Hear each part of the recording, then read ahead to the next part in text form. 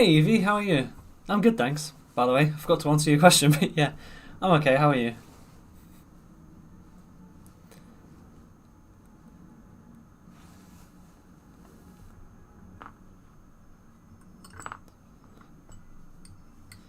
Good to hear. Good to hear. Do you guys have to come in on the strike day for the? In my school, the Year 11s have to come in anyway. But last maths monk this week. Okay, how have they gone so far? Nice.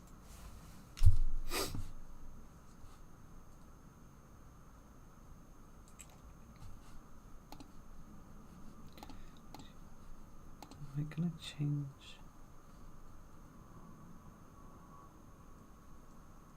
One and two defo 70 plus. I'd say 78. Damn! Smashed it.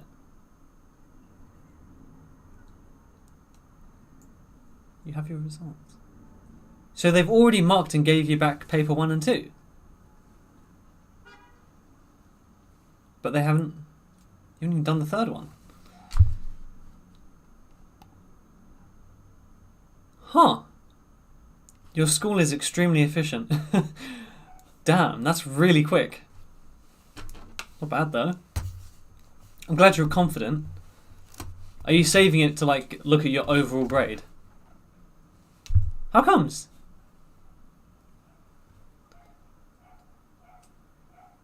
I mean, look, if you're doing 70 plus, like, I mean, you're going to be completely fine. It's definitely grade 9. You want 80. It's good you have that ambition. It's good. Really good. See, now I'm like curious. Really curious to see exactly what you've got. So if you get 80 on any one of the papers, you'll be happy, right? Like paper 1, 2, or 3.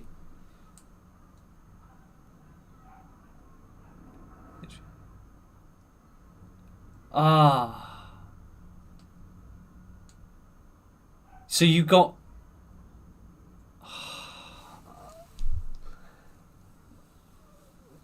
No. Oh, wait. So... Wow.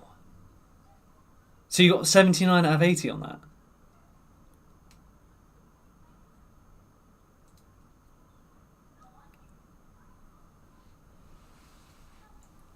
Evie! Oh, in your head. Right, I see. Oh... That's really frustrating, man. That is so... It's always the small things, though. It's always the easy questions. Yeah, I get you now, yeah.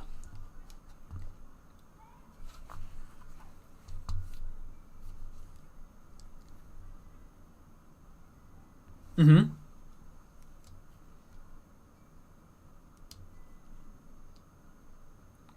And it was a quadratic, okay.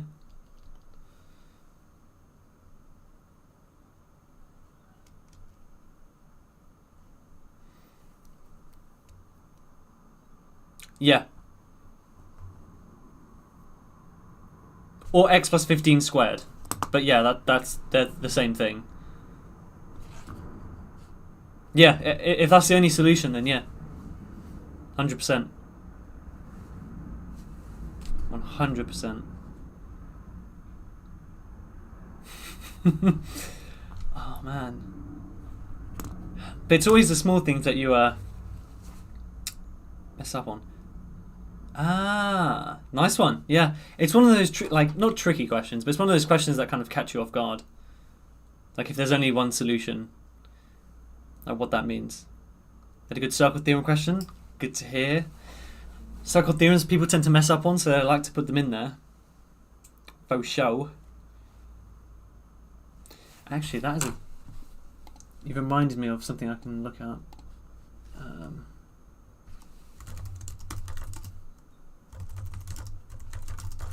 Like alternate angles and isosceles, proving that it was like 90 minus... Oh! I think I've seen that question, yeah. 90 minus a half x. Yeah, I've actually seen that.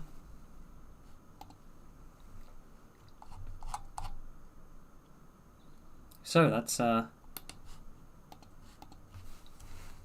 I know, right? Not bad. Okay, it sounds like it went really well. If those are like the really big questions.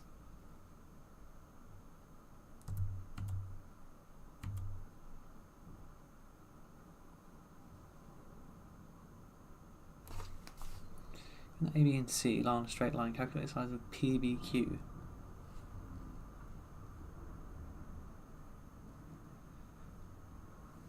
That could be interesting. Okay.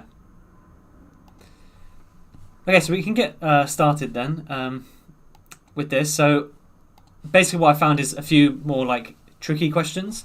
So the first thing we haven't really gone through yet is algebraic fractions, which is what these are. And so we're going to do a couple of these. Some of them are a bit tricky. They might catch you off guard. And then I have some other questions that I found that are difficult. But I also have some more questions that are difficult, if that makes sense. So they kind of... Yeah, I've basically got a bunch of difficult questions after these algebraic fractions. But I wanted to make sure that everyone's okay with this, because they can be a bit tricky sometimes. So what I'll do with this question is... First things first, we can write the same thing again. But when we divide fractions, all we do is we flip them. As in we flip the second one and make it multiply. So multiply, and then that'd be x squared minus 4x over 2x squared plus 9x plus 10. I will say that the number of marks here I think are a bit low, because you have to factorize like 2 quadratics, so it's a bit more in depth. But for this one, hopefully it should be fairly okay. You can factorize an x out of the x squared minus 4x. So let's do that. And if you let me know if this is getting too easy, then we will go on to something else. But I have some other kind of questions we can do. And we want two numbers that multiply to 20 and to 9. So that would be 5 and 4. So 2x squared. Yeah? Okay. Let me show you a different type of question then, just to see if that works. What about something like this? Have you done like ratios with quadratics like this? Not quadratics, with algebra?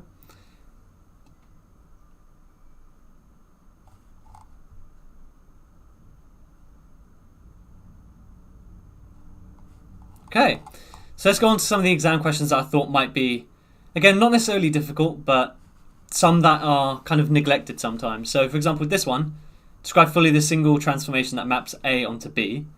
My approach for this is always to think, okay, eliminate them. So our different transformations are translation,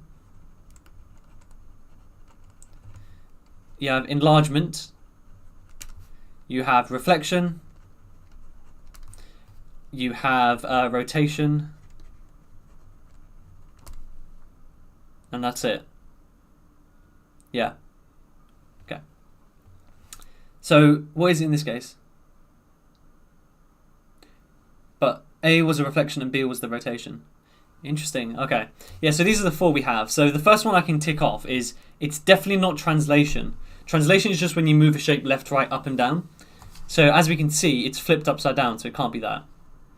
Okay. Now here's where things might get a bit tricky. Right? The exact position, yeah. Oh, okay, yeah. It's a bit tricky. Could it be a rotation? Well, maybe. Could it be a rotation?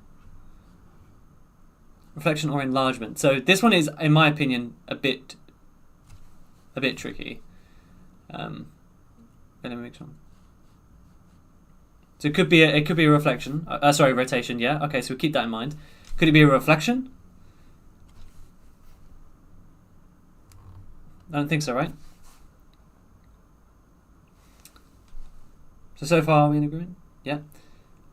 And wait, could it be a reflection? I mean, I guess, okay, so if I look at this, if I say, okay, it could be a reflection, I see what you mean. So it says one transformation. You are right. If you reflected it twice, you could do it. Yeah, so it just says the single transformation. So if they say single, it needs to be one transformation. As in, you can't reflect twice, right? Does that make sense? Rotation? It could also be an enlargement. And this is why I thought this question was a bit tricky, right? So if you said that this was a rotation, right? If you say rotation, there are a few different components. You need to say rotation, that's 1 mark. But you also need to say how many degrees and what direction. Yes, now you're seeing, Evie. I am of the opinion that it's actually an enlargement by -1. And the reason, how I can tell is I can work out a center of enlargement by joining the coordinates together, right? Okay, it should be a straight line, but hopefully you can see my point. And they all cross here. So here's where your 3 marks comes from. You say enlargement. And that's what I thought, that one was a bit tricky, right? So that's 1 mark. By scale factor. So the scale factor here might be a bit tricky. It's the same size, so we know it's 1. But since it's upside down, it's -1. Okay, that's all you need to do. So that's another mark. And then you need to say what the center is. And the center in this case is 0,1. So that's your 3rd mark. So I thought that was a bit tricky because normally if it's an enlargement, they make it obvious by making it bigger or smaller. But in this one, they actually kind of, threw a bit of a curveball, a little bit. Yeah, so it's a bit of a tricky. I want to say it's like more like you could have easily got this wrong. So the rotation one, the reason why I didn't see that is there isn't actually any way you could put the center of rotation where it would rotate on top of each other. Okay. This one, I think Evie, you're the only one here, so I'm not sure if you'll struggle with this one, to be honest, but we can definitely have a look. So with part A, what do you think ABD is?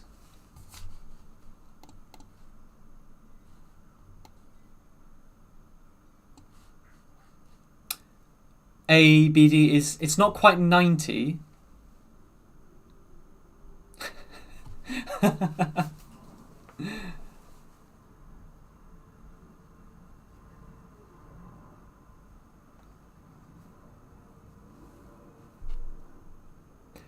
The 90 thing is potentially correct.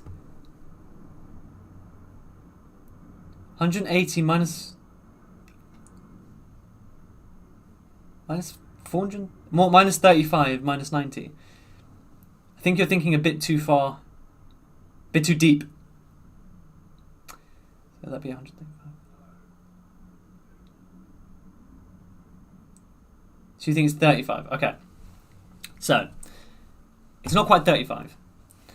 And I know this question. I know this is what I'm saying. I found questions that I thought were like a bit. They kind of throw a curveball at you. Why can't you do DEB?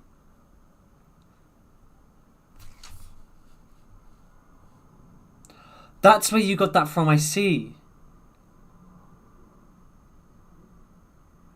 That works with... Okay, hold on. Let's see if we get the same answer. This is what I thought it was, and we'll see if we get the same answer. So, you know when you have a diameter, that's the same as just having 2 is the radius, right? So this whole angle here is 90 degrees because it's a tangent and a radius. So your answer would just be 90 minus 35, which is what you said. So what you said is fine. Sorry, I think I added it wrong. My bad. Yeah, that is correct. So 45 degrees.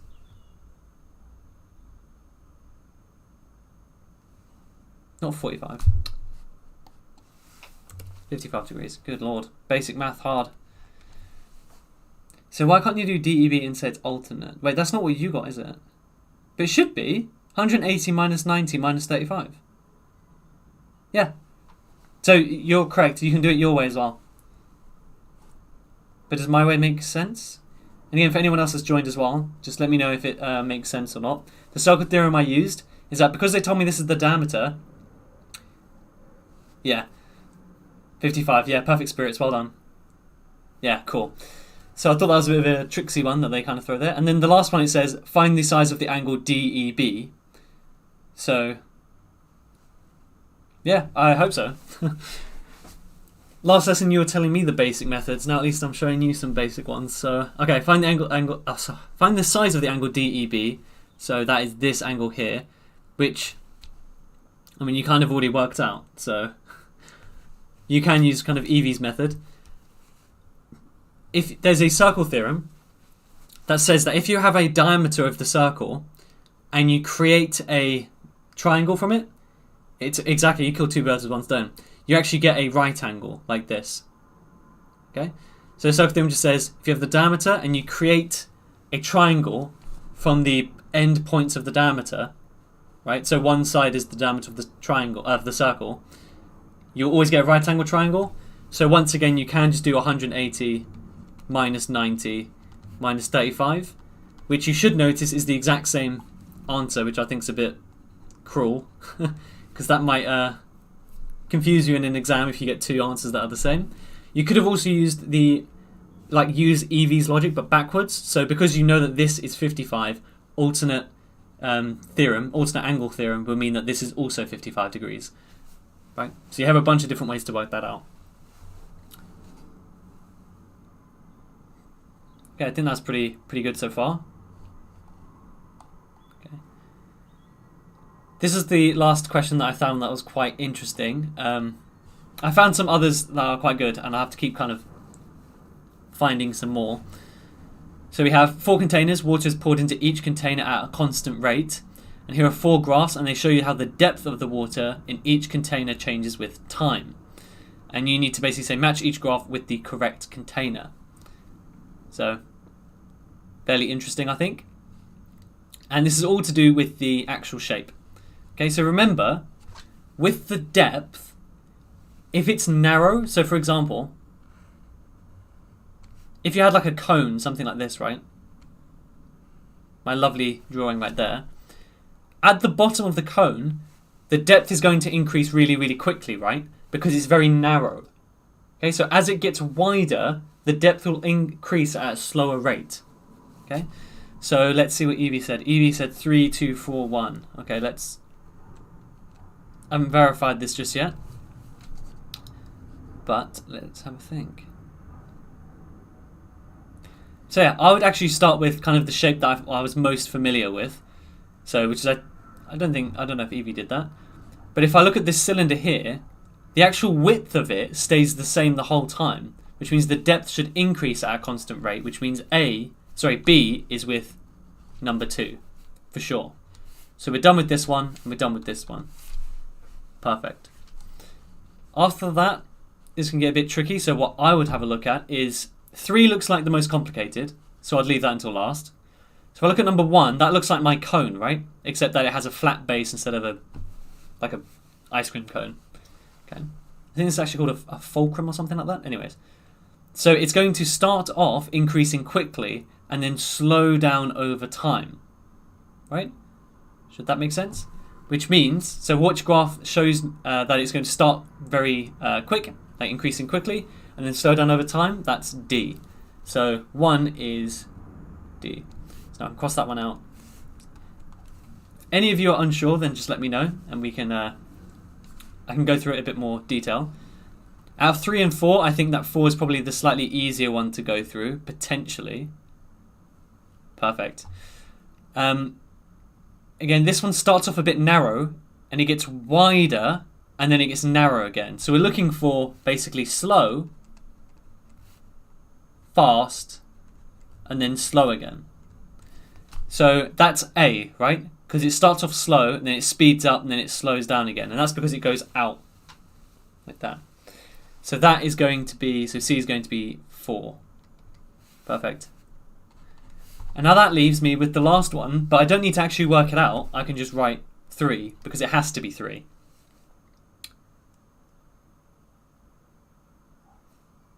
You okay, Evie? Yeah, you got it right, yeah. And again, if you want to check your answer, it's quite good to just, okay, even though you know 3 is A, well, let's have a look. Does it make sense? Well, it should start off kind of normal, and then it should speed up because it gets narrower, and then slow down. So speed up and then slow down. So it's basically the inverse of the C graph. Okay. So, I need to copy over some more questions. Give me 1 second. So I found this 7 marker, which would be interesting to say. So something like this. I'm going to give you a few seconds just to have a look at it and to go through it.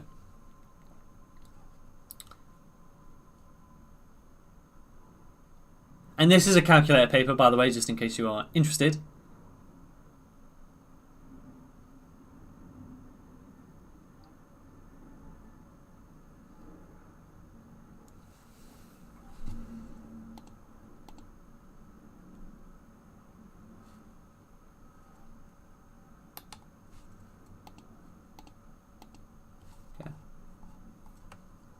Is it? Fair enough if you think it's chill. Paper 2. Oh, yeah. If you give me 2 seconds, I'm just getting the next question ready, and then I'll... So I go live for GCSEs. I go live every single Tuesday at 6 PM. And yeah, it's every single week so far. Anyways.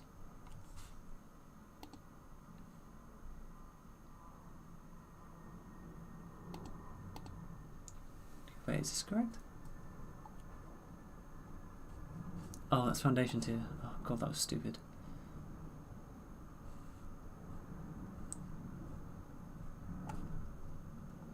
Okay. No worries. Sorry, I'm just... There's one thing that's popped up. I just need to check it quickly. Okay, let's go. So, with this one, yeah, Evie, you're correct. Correct? You're right. So what you want to do here is if you're working out the angle PBQ, that is this angle right here. So what you need to do is somehow, what I would do personally, is try and work out these two angles and then use the fact that the angles on a straight line add up to 180 degrees. So the question is, how do we work those out? Evie's given us a bit of a hint. You can use the sine rule on this one because, so why can we use the sine rule? Well, we have an angle and its opposite side, and we have a side. So we can work out its opposite angle by using the sine rule. So we can use sine A over A equals sine B over B. So in this case, I can label that this is A, that's capital A, this is capital B, and that's lowercase b. Okay? But keep in mind, it doesn't actually matter what you label. The only important thing is that the A and A need to be opposite angle sides. Okay, that's the only thing that matters in this question. And other than that, the letters don't really make much of a difference. So you have sine 72 over 7.5 is equal to sine B over 4.1. So then sine B is just equal to... That does say sine, believe me, even though I kind of wrote sim. 4.1 sine 72 over 7.5. By the way, if you have any questions that you want me to go through now, please let me know. If there are any topics you want me to go through, please let me know. Given that we've done so much work already, like we've done so many topics and so many different exam questions, I'm kind of running out of things to teach you guys. So please let me know. I personally can't, Evie, no. I personally can't.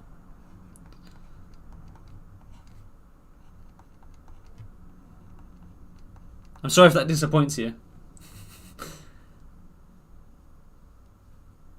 Oh yeah, there is a way. Yeah. 100% there's a way. They used to, right? Like, we've been doing trigonometry for thousands of years.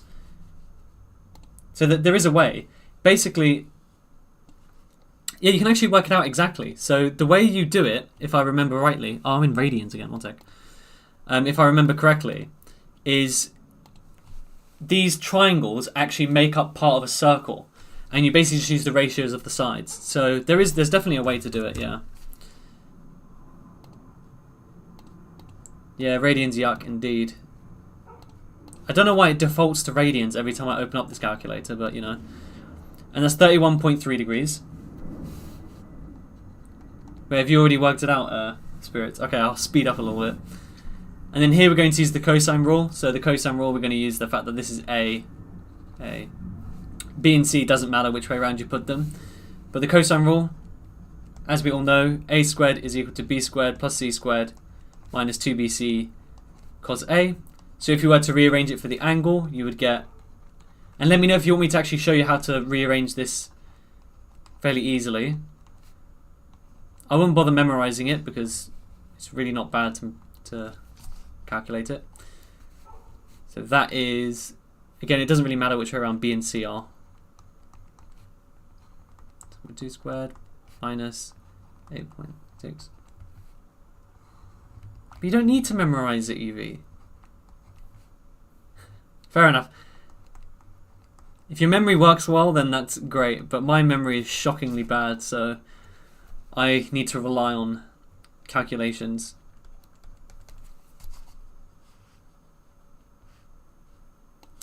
That is sad, actually, and that's surprising. Normally they always put something like that in there, because algebra tends to be a bit weak for students of your level. Tends to be. 2 function questions. Functions aren't too bad, are they? Or do we need to kind of go back through them a little bit?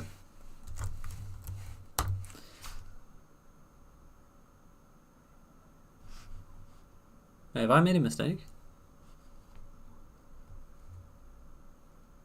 They're easy. Oh, you wanted more, I see. You won't get many more than 2 function questions. I promise you that.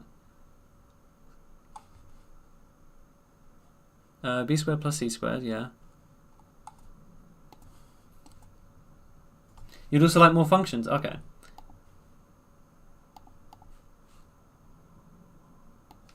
Yeah. So inverse cos is 9 to 1.5. In coordinates.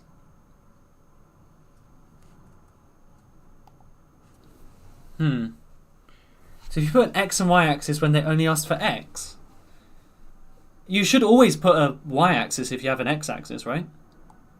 100% of the time. But yeah, I can't imagine why you wouldn't give that.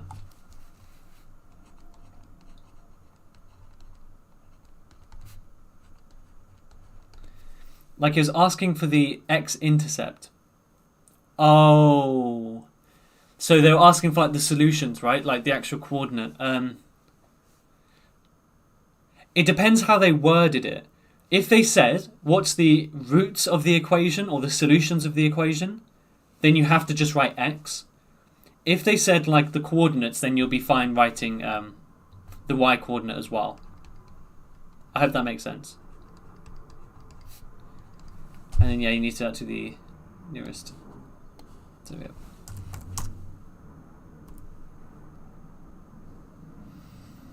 Then you should be okay. But it depends on your teachers. That's the problem. Because at the school I teach at, some teachers are really, really anal about it. Like, they're very specific. And it says to the nearest degrees, that's 57 degrees. Okay. So, apparently you guys found that easier than I thought. So, I'm going to have to whip out the big guns. I think this one's actually... Yeah, this would be fun. These are actual GCSE questions. It's just that I had to dig them up from the dredges of... Yeah, but it just depends on the teacher, I think, at that point. I would personally give it because I know what you mean, but other teachers are less forgiving than I am. So what about this question? This one should be pretty tricky, I'm hoping. This is easy.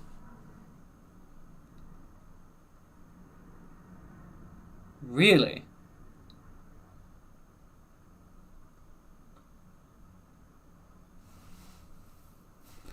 Surely not, right? Exactly. I haven't even read the damn thing. Really? Fair enough.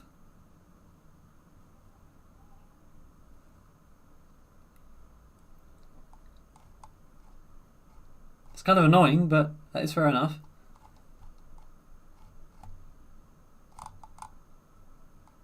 This is all okay, alright. I'm literally finding questions as I'm going through, by the way, so I do apologise for the tardiness of it. You still haven't quite... Evie, I don't think that's... You know what? Next year you're doing A-level maths, right? We'll do the A-level math streams, right, which are on Thursday, by the way. And there are questions that will potentially make you cry on that. But you're too good at GCSE Maths. I don't know if it's possible for me to make you cry on GCSE Maths, to be honest. Okay. It's very... Okay. But yeah, it's... I don't think it's possible with you, to be honest. Let's hope. You're a bit of a masochist, you know that, right? Okay. So... First of all, this is a hard question. So, if we read it, it tells me that AM is equal to MB, and OP is perpendicular to this line as well, right? Which should make sense because chords are always perpendicular to the radius of a circle. God, don't know why that took so long. So it tells me that AB is 20.8, which means either side of this should be 10.4, right? And it tells me that MP here is 1.5. Okay. Now how to explain this in a fairly easy way. The total radius, right? Let's call the radius R.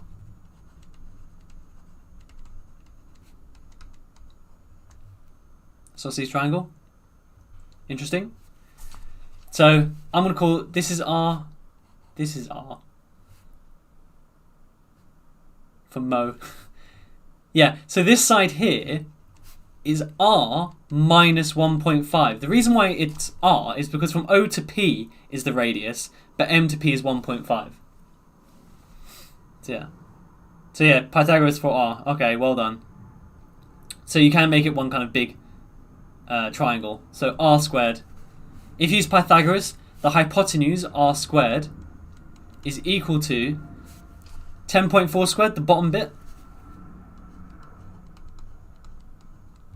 plus R minus 1.5 squared. So I'm using Pythagoras. So if I draw out the triangle that I'm using, O, M, and B, this here is 10.4. This side is R minus 1.5, and this is just R. I hope that makes sense. And then from here, all you're doing essentially is expanding and rearranging for R, and then it's a quadratic equation, which should be okay. Yeah, and it's 6 marks, so I don't think it's too bad.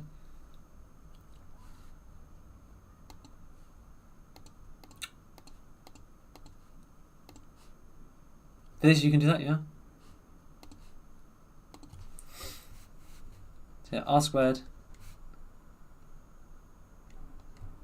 But why can't you use two radiuses to make and call those 45? Let me think what you're saying. So using these two radiuses, and what do you mean by call those 45?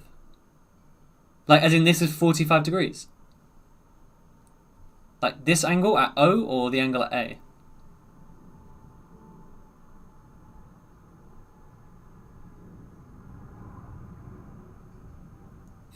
Wait,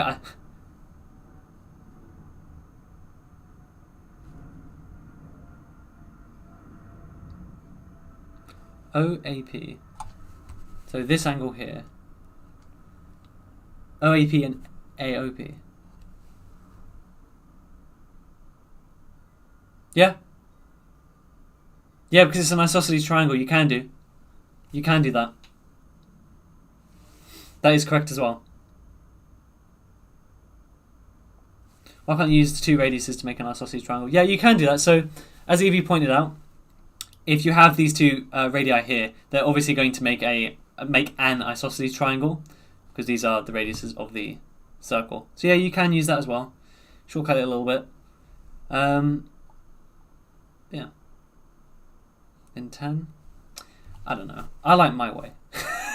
Of course I like my way, but I like my way. I'll leave it as 10.4 squared for now because this is going to be a bit messy, I think. Plus R squared minus 3R. Wait, hang on a minute. Wait, you're saying these two angles are the same? But these two lengths aren't the same, right? For that to happen, A to M and M to O would have to be the same, right? Yeah. So for this triangle to be isosceles, wouldn't you have to have the same... Two of the sides would have to be the same. OA and OB. Oh, I see what you mean now. So you're talking about using the entire triangle itself. But OB... So OA and OB are the same. Yeah, so these two angles are the same. That's correct. So the angle at A and the angle at B are the same. That's correct. But how do you know they're 45? Like, at this point, you'd have a triangle that looks like this. Where that's R. That's R. So this is O. A. And that's 20.8. Why not? Because in isosceles triangles, like, these two angles are the same, but they don't have to be 45, right? Surely that makes a right angle. Bold of you to assume, Evie. But why would it make a right angle?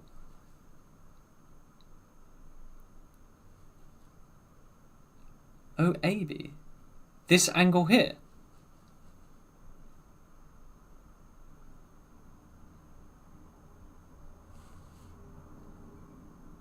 I'm confused.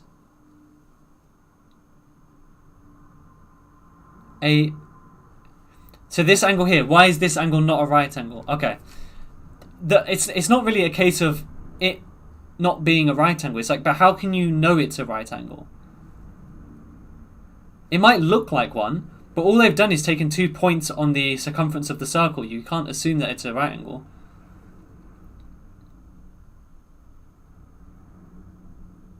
Right? Unless I'm missing something, but I don't think I am. Jeez. Okay. Poor Edexcel. It actually isn't an Edexcel question. But, yeah. So, okay, continuing on. You can cancel out the r squareds from both sides. So now you have 0 is equal to... And I'm actually going to move the 3r to the other side, because that makes me happy. So we have 3r equals 10.4 squared minus 2.25. So r is just equal to 10.4 squared minus 2.25 over tree.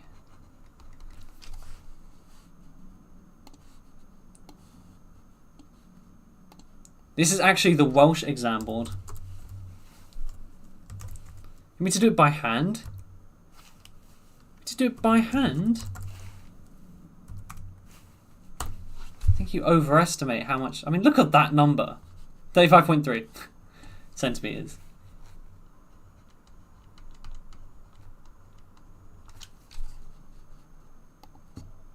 Okay. Really? You trust yourself more than a calculator? I aspire to that level of confidence.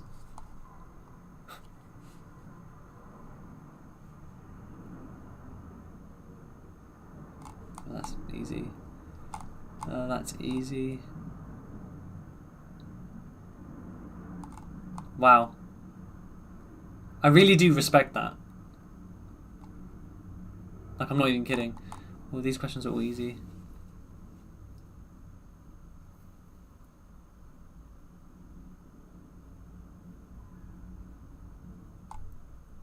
Ooh, okay. So yeah, I think Evie, you're the only one here now, but assuming if anyone else is there, that's fine. So what would you like to do with the rest of... So we have about 9-10 weeks. I can't remember the exact date. It's about 10 weeks until your first maths paper. What would you like to do for the next 10 lessons? Because I'm kind of running out, I'm not going to lie. Oh, you said stat stuff, didn't you? Okay. We'll do that next week. We'll do all the stats stuff next week. In fact, you know what I'll do? I'll actually make the lesson right now. I'll just be like, stats. Because there is actually some nuance to that. like in terms of like what distributions and what sampling methods you need and things like that, which you might not have done. Yeah, that's fine. We'll do that next week, 100,000%.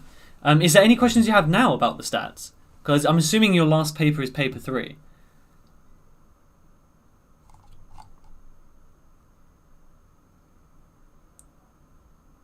For box plot, yeah. If you're liking...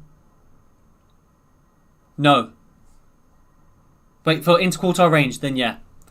For interquartile range, it's the upper quartile minus the lower quartile. Yeah, that's fine.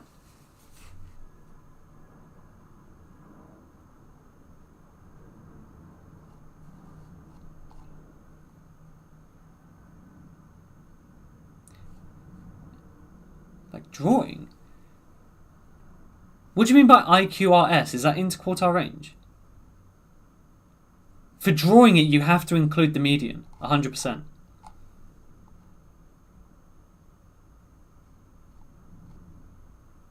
Yeah?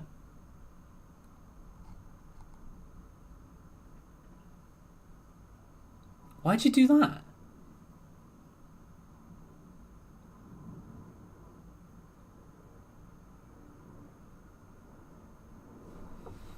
So... Like with the interquartile range, you always take the upper quartile minus the lower. So you don't discard the median. So like for example, in your thing, we had 2, 2.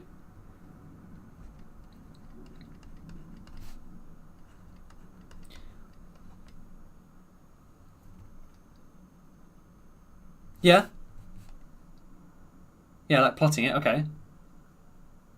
Yeah.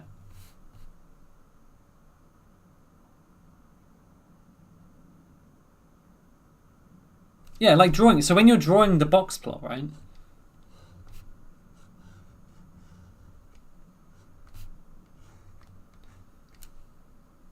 To work out the lower. Oh, crap. Okay, I see what you mean. Like, have they given you the interquartile range? You need to work out the lower one. So they give you, like, you see what the width is, yeah, and you need to work it out. Okay. Yeah, so with this is Q1. That's Q2, that's Q3. So yeah, oh, I see what you mean now. Okay. I'm baffled about this question. Hello. You need to draw the whole thing. Yeah, so did it give you a list of numbers like this?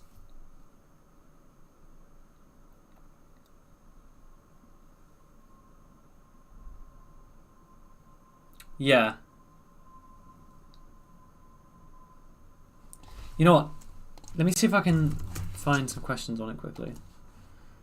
I think I see what you mean. Yeah, so when you're drawing it, so median was like number 10. Yeah, okay. You don't discard the median to work out the lower quartile.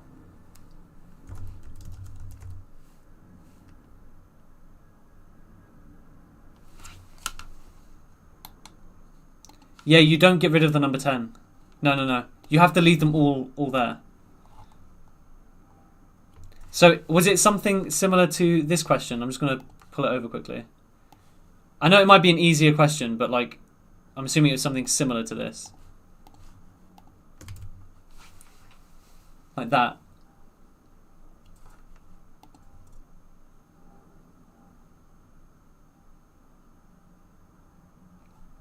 It's fine if you're... Yeah, so...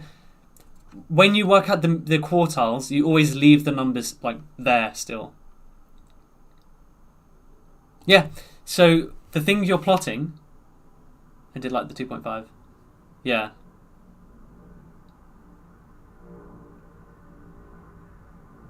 Okay.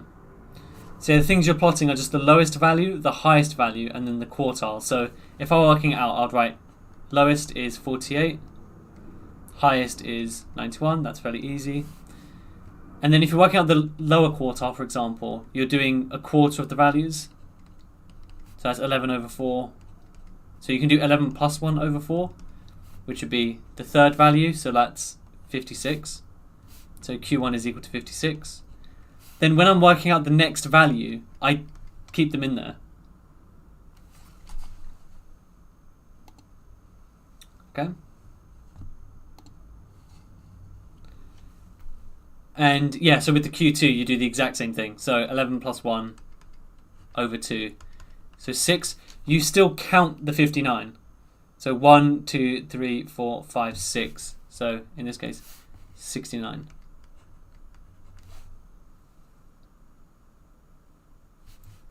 And then again with the Q3. This one's a bit tricky, so you do 3 over 4 times 12, which is 9. So you look for the 9th value. So 1, 2, 3, 80.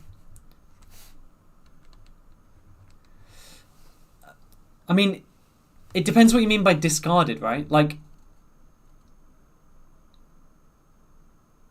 yeah. Like when you said discarded, like let's say if I got rid of this number, right? If I didn't count it when I'm doing the median, so 1, 2, 3, 4, 5, 6, I would get a different number. So it kind of depends on if you did that or not.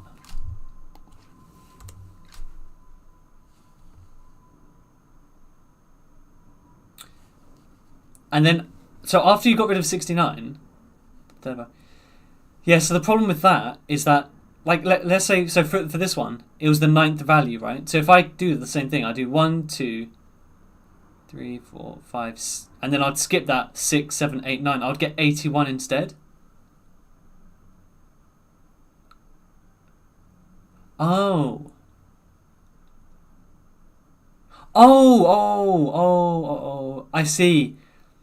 You work it out differently. So when you worked out the third value, you just looked at these numbers. Yeah, I see what you mean. Yeah, I see. So you just looked at these numbers, but since it's an even number of numbers, you got rid of 69, which gave you 59 as the middle. Yeah, you should be okay. You should be alright. I thought you were doing the same method that I do. That should be fine. Should be. Yeah, I see what you mean now. So you split it in half and you work it out like that. Okay, fair enough. Interesting. So yeah, we'll definitely do stats next week. I mean, honestly, 78's bloody great, honestly. Definitely.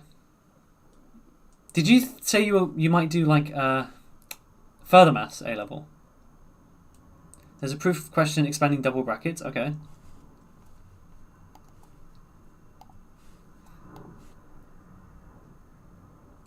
Interesting, yeah.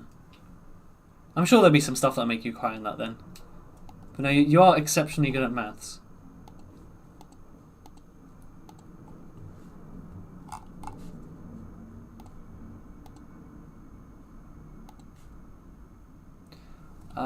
It's always the small mistakes that will get you. Honestly. To be honest, I would forget about it. Okay, yeah. Minus 15.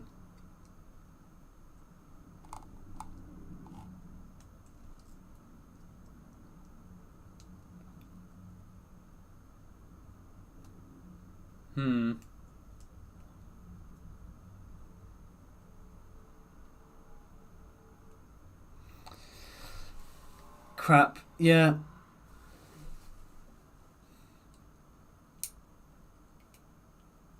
I feel like you put a lot of pressure on yourself. Yeah. I think you put a lot of pressure on yourself. Like, you know when you said that you wanted to get 80 and you'd be annoyed if you didn't? That's kind of... It's unneeded pressure. If you can relax, it will avoid making small mistakes. But I get that it's hard to relax, right? Like, just saying, lol, just relax is ridiculous. You need to find some techniques to, like, calm yourself down a bit. But, again, like, these minor mistakes, it's not the end of the world, but I do get that it's going to be annoying. Yeah, hopefully. I think it will be. It's normally like a really weird smattering of different topics too, which is kind of funny.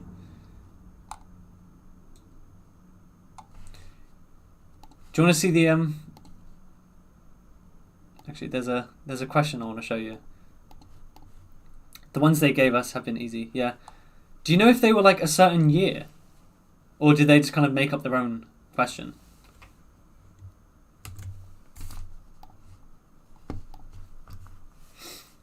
By the way, hey Bucket, how are you? It's a locked one, so it's probably the 2022 papers, yeah. Locked practice. Oh, locked practice ones, yeah. Okay, that makes sense. With this question, by the way, something that's quite interesting is it looks really simple, right? But a lot of people got this wrong. Like, a lot of people got this wrong. And it would be interesting to see if you guys will make the same mistake. So what you're saying is that the arc length, is this correct? So arc length is equal to 16 centimeters. So then what you'd do is you'd have, what, like half 2 pi r equals 16? And then work out the radius and then work out the area. Is that what you think you need to do? There we are. Nice one. This is actually incorrect. So if you were to draw this out, so you have like this shape here, the total distance all the way around is 16 centimeters. Fair enough. So I thought the arc was the trick. No, actually, it's actually the diameter. That's the trick. Fair enough, if you think it's common sense, not bad. So yeah, in this case, you have the arc length plus twice the radius. So if you, or we can call it the diameter. I think I prefer to call it radius just for this case. So this would be 2 times the radius, and then yeah, you have the arc length. So in terms of arc length, the way you'd work that out is just a half times 2 pi r, and then that's plus 2r equals 16. So pi r plus 2r, whoops, is equal to 16. And then you can work out r from there by factorising out an r.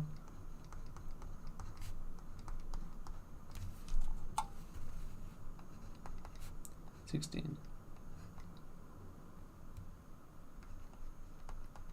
plus 2.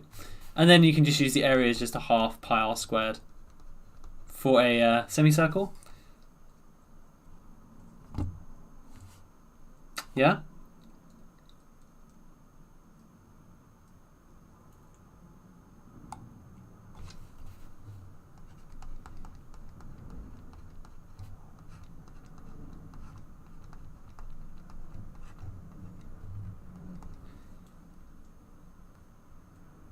Yeah. Oh, nice. Those are like fairly high, like a fairly high number of marks too, if I remember rightly. So it's good that you got that and you've practiced it a lot. That's what maths is really, especially at this level. It's just practice. Where they gave you a list of numbers.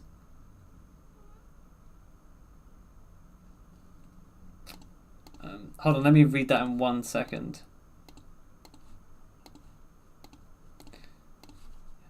So yeah, the answer for that one would have just been 15.2. Okay. Centimeters squared. Okay, so can you help? There's a question. I don't know what year, but they gave you. What exam board are you? That will help me narrow it down. But they gave you a list of numbers, and then on it they had a and B as the variable. They gave us the median, mean, mode. Interesting. If you let me know what exam board you are, I can probably try and scan for it. But if anyone else remembers the question, then that would be quite useful to go through. AQA. Evie, do you recognise that question?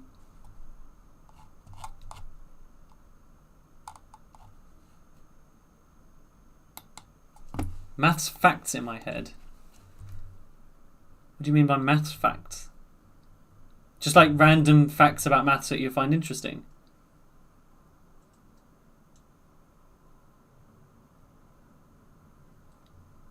Wait, who? The other person? Oh, the ones that will help.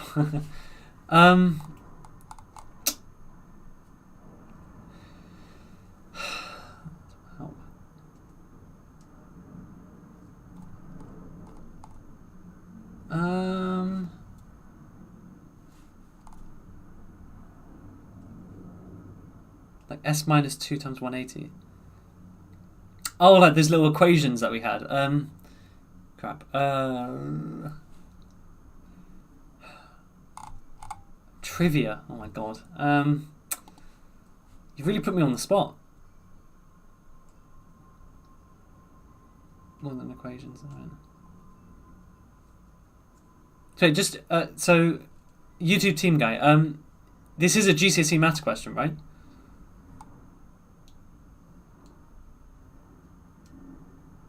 If you have a high median, they perform better. Oh, okay. Oh crap. Give me a sec. I'm gonna look through a bunch of paper 3s, and it might help me find the mean median mode.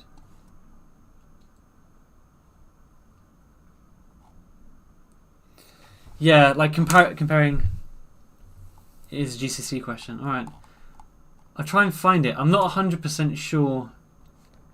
Like, you know, when you asked me to make up the question, I'm not 100% sure what it would look like. Like, I'll have to know what the data is first in order to make it up. Give you a list of numbers, and then on it they had A and B as a variable. So in the list of numbers they had A and B, and they told you what the median, mean, and mode is, and you need to find A and B. The worst thing is, I feel like I remember. I'm trying to find it. Okay, wait, hang on. GCSE AQA Maths. Mean, median, mode, find.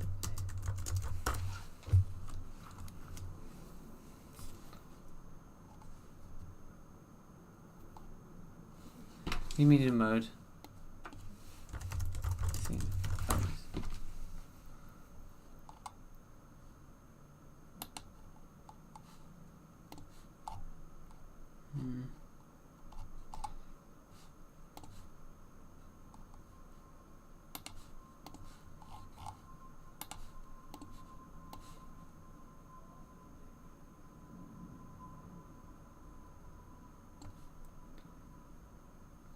Hang on, we could.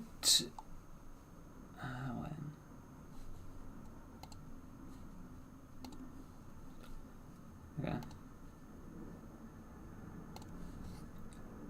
All right. Yeah, so some other facts in terms of like the range and everything. What I could do is show you like a little comparison between.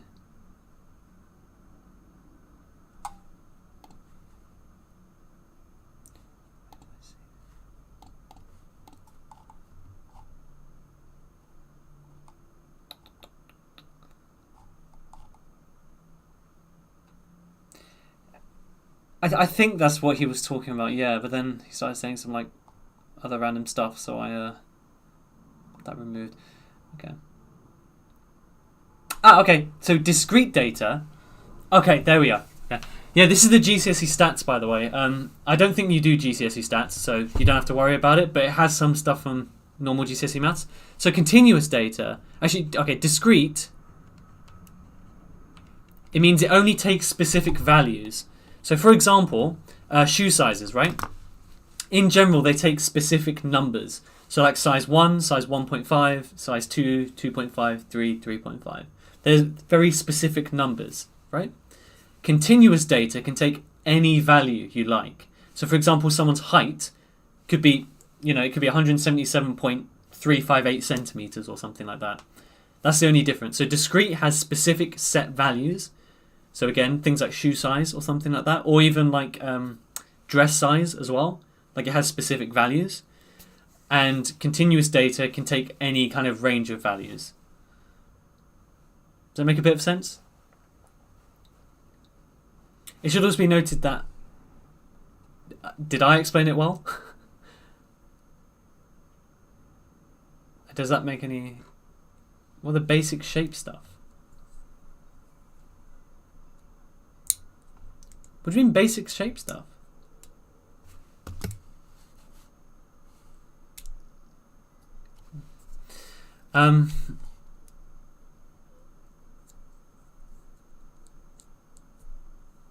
Like tick boxes.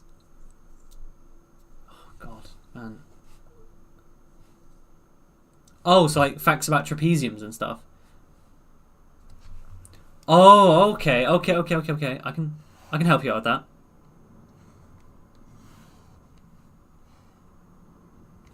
Okay, so with trapeziums, the interesting thing is that two of the sides are going to be parallel to each other. So it might be the kind of top and bottom or the sideways.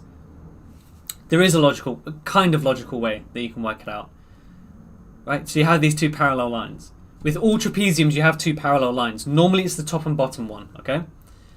Now the reason why this is interesting is you can use C angles, co-interior angles. Because the thing about trapeziums is that these two angles here and also these two angles here add up to 180.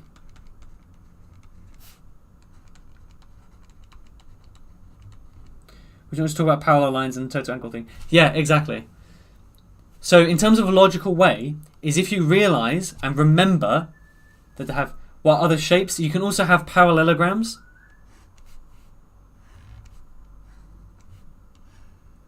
You're just going to have to trust me that that's a parallelogram.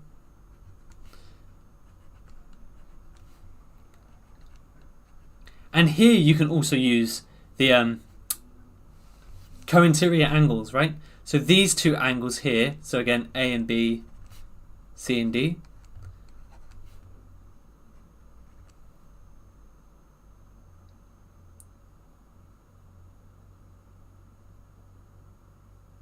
I was a thick child and never learnt the basic stuff. Look, trust me. Just split the shapes into triangles if it's more than 4 lines or a quadrilateral and a triangle.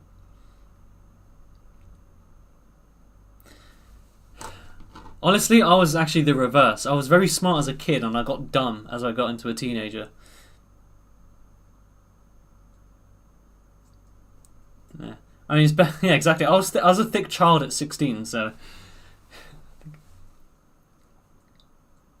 I see. Okay.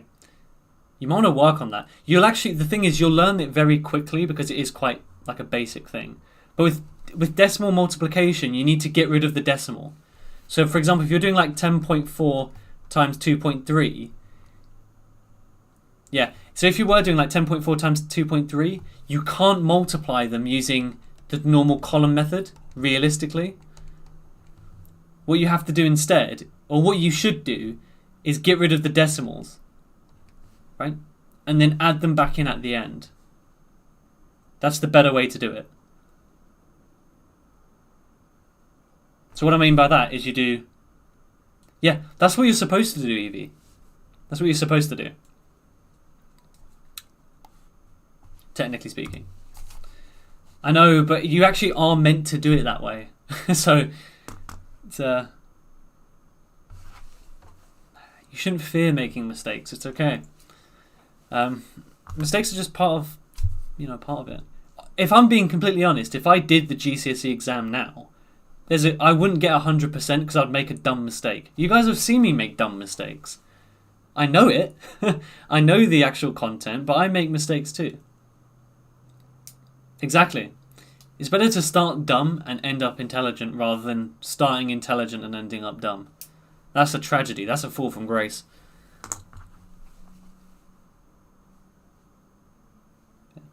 Okay, so for next week then, what we'll do is we will definitely do some... Okay. Where are we? Who are we? We're here. Okay. Okay, so what I'll do is, this is the stuff for next week, so we're going to do stats. And then we're also going to do, so, really confusing, it's mock paper 2021.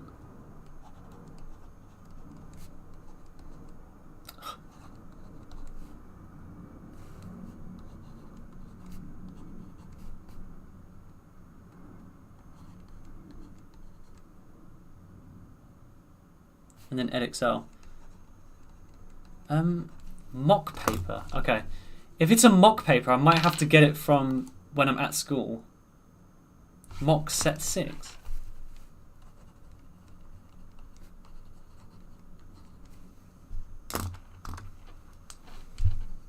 I believe in you, Evie. You can get 75 plus. I'm praying. Okay. So, give me one sec. I'm going to look it up quickly, Bucket. So, Edexcel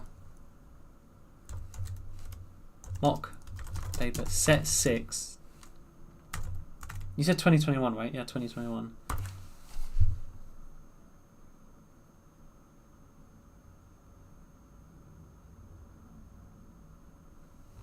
Yeah, that's fair enough, Bucket. The thing is, are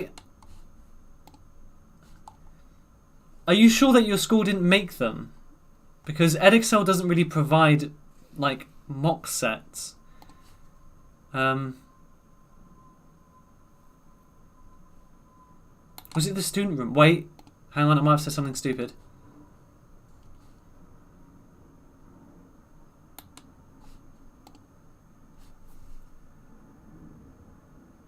Yeah, I think I may have just found it. Okay.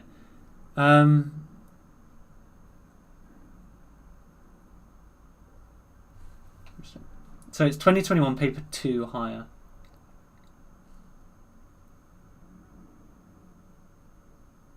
Wait, paper 2's not... Was it a calculator paper or non-calculator Bucket? Wait, never mind. I might be being stupid. Okay, hang on.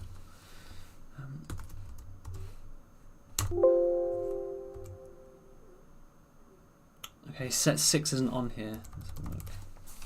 It's calculator. All right. This is on another page. Set 6. Okay. 2H. But this is a practice test.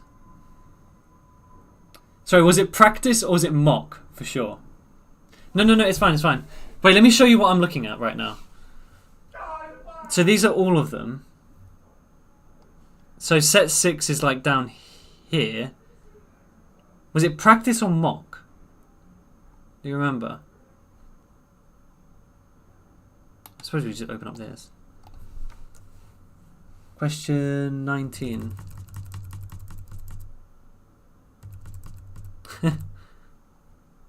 Okay, that's definitely not it, right? Damn, okay. The thing is, your school may have made it themselves. That's the problem.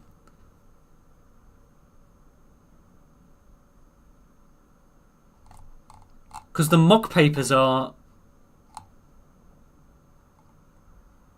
Hang on a minute. This said mock a second ago. I'm sure it did.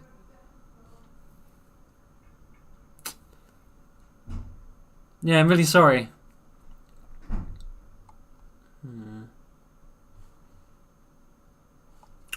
I mean, there's 200 papers here. I don't know. I don't... Set 16. Good lord. Alright. Yeah, sure. I'll put it in the chat. No worries. You should be able to access this.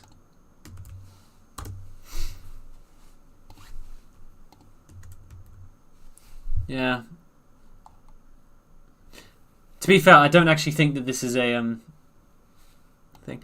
To be fair, Bucket, if you want, I can send you my email and you can send a picture of it. But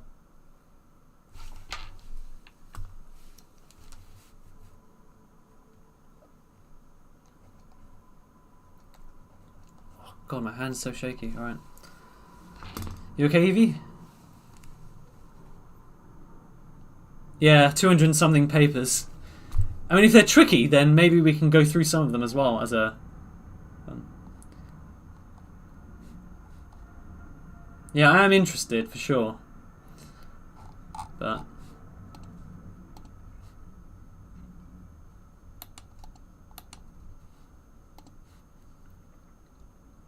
Oh, wait, hold on.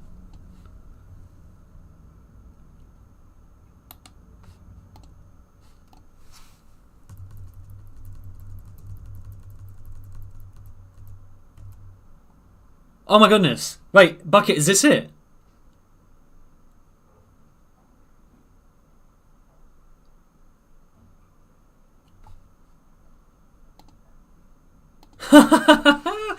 Oh my god. Alright, I'm gonna put this in the... Oh my lord. I can't believe I found that. I'm actually gobsmacked. Alright. Okay, let's have a look-see at it. Oh God, which page was that? Yeah, it's this one. Okay, cool. I've never seen this question before, so if I get it wrong, I do apologise. And let's go over to this. Okay, so at the start of the day n, the number of cells being tested is Tn. Okay, that's fine. And at the start of the next day, the number of cells being used in the experiment is Tn plus 1, where Tn plus 1 is Ktn, and K is a positive constant. Given that... I know, detective mode, man. Sherlock Holmes. I deduced. What is this? Marvin, that's a very good question. Basically, Edexcel, turns out, releases mock papers that are kind of strange questions that they get given. And this is an iteration question. It's a 5 marker. And yeah, other than that, I actually don't know what this is. I've never seen this question before in my life, so it should be fun. So they give us a few different outlooks. Oh, I see. Okay, I know exactly what we need to do. I believe. To find the value of m. Okay. Intriguing. So T1 is the initial. Okay, so what we're going to have to do here is essentially we're going to have to use simultaneous equations. I'm almost 100% certain. And good lord, okay. So T1 is 250,000. That is the initial day. Did you forget? Okay, so T2, I don't know what the value is, but it's just going to equal 250,000 K. Yeah, Evie, I'm not reading that number, just so you're aware. And therefore T3 is going to equal 250,000 K times K. Oh, okay, I see. Okay, I see. And because T3 is 490,000, we have 490,000 equals... I've never really seen a 5-mark iteration question. 250,000 K squared. So yeah, Evie's right, so K is going to just be...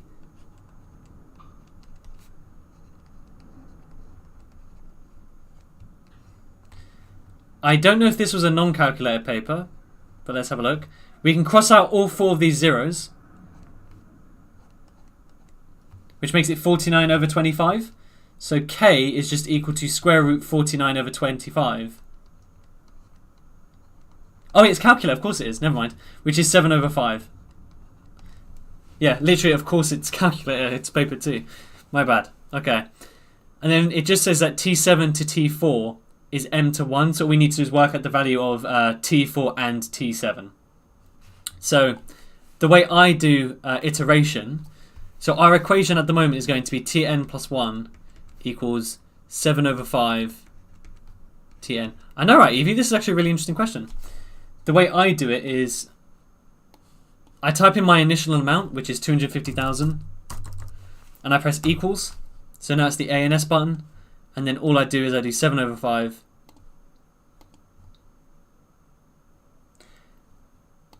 Yeah, I mean, this, to be fair, the only reason why I knew to do this is I just wrote down the information in terms of the equation, and then the answer came to me, right? I didn't actually have to, I didn't know what to do until I started reading the question and started, like, going through it in my head.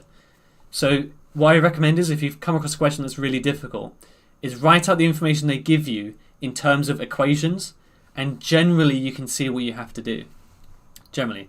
So T2 is 250,000. Yep, that's fine. T3 is 490,000, as we know. T4 is 686,000, so let's write that one down. The way I know it's 4 is because I know I've pressed equals 4 times. Right, and then the next one I want to work out is 7, so... T5 is 960,400, T6, and lastly T7, which is 108. No, it's not. It's 1,882,000. 1 million.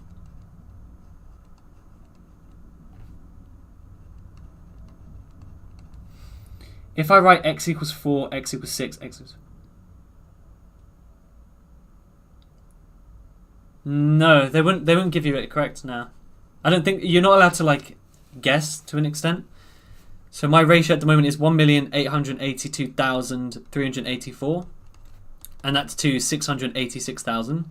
Now this might look really complicated, but if I look at the answer, the right hand side should just equal 1. So I know that I'm dividing, to go from here to here, I divide by 686,000. So on this side, I'm also going to divide by 686,000. Okay? So I take this and I divide by, which is 2.744. And it says to give my answers correct to 3 significant figures, so m is just going to equal 2.74. I'm glad I could do your homework for you. You should feel smart. This is a hard question, I'm not going to lie. This is very different. I've never seen something like this before. Yeah, exactly. I've never seen something like this, so this is really interesting. I might make a note to myself to like do a method doing that. That's really fun. It's actually relatively short for 5 marks, but it's difficult, which is what I like. And you'll find that in A-level maths if you decide to do A-level maths. Some of the questions are really short, but they're hard, and you get loads of marks for them, which is fun. So you earn a lot for like not much time. I genuinely cannot believe I found that.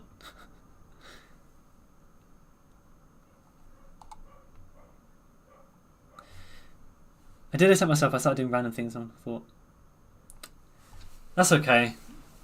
To be like, you guys are like at a stage where you're going to experience like new maths stuff and you're going to make mistakes. Like I've made 1,000,001 mistakes, so don't worry about it. It's always easier once you kind of know how to get there, if that makes sense. So I really do like that question. That's a good question. Okay. We overran by quite a bit, but that stump me. Yeah, that's the problem. It doesn't really tell you what to do. If you look at the information and you jump straight to here, you have no idea what you're meant to do, right? But yeah, I completely agree with you. You're very welcome, Evie. Maybe that was a question that... Actually, no, that wouldn't have, actually. Yeah, that was really interesting. You know what? We should go through some of those practice papers. Because if they have questions like this in them, that could be quite fun. Maybe that's what we do for the next few weeks after stats. We do stats next week and then we just do a bunch of those. That might be useful. You're very welcome, Bucket. Thank you for bringing this question up. This is actually a really fun question. Very interesting. Yeah, I had no idea. You too, Evie. Have a good evening. I might use those in future, Bucket, so thank you for bringing them to my attention. But yeah, I hope you guys have a good evening. We overran a little bit. Yeah, so with GCSE, which I'm assuming you are, every Tuesday at 6 p.m. UK time is when we do these. And I'm doing it every single Tuesday right up until the last exam, in case you're interested in, asking any questions. You too. And yes, I'm praying for you, Evie, don't worry. I believe. Yeah? But yeah, enjoy the rest of your week. Enjoy the strike day you have on Thursday, assuming you're not going in. Get some good work done. And yeah, I'll see you next week. So again, Tuesdays, 6 p.m. every week. But yeah. Have a good evening, guys.